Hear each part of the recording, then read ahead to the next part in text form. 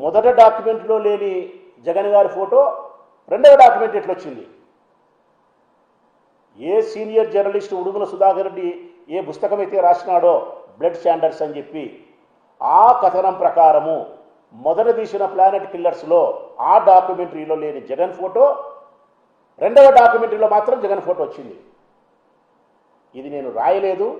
నేను రాసిన blood standards అనే కథనం ఏవైతే పుస్తకం రాసినానో ఆ పుస్తకములో జగన్ గారి ప్రస్తావన కానీ, జగన్ గారి ఫోటో కానీ, కొల్లం గంగిరెడ్డికి సంబంధించి కానీ, జగన్కి సంబంధించి కానీ నేను రాయలేదు.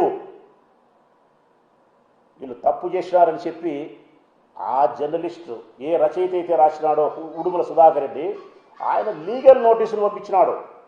లీగల్ నోటీసులు పంపించిన తర్వాత, ఆయన ట్వీట్ చేసిన తర్వాత ప్రపంచానికి అర్థమైంది ఈ పచ్చముఖ ఎంత బరితెగించిపోతా ఉంది అని చెప్పి. ఈ పచ్చముఖ యొక్క కుట్రలు కుతంత్రాలు ఎంత అర్థరహితం అనేది సుస్పష్టమైపోతూ ఉంది.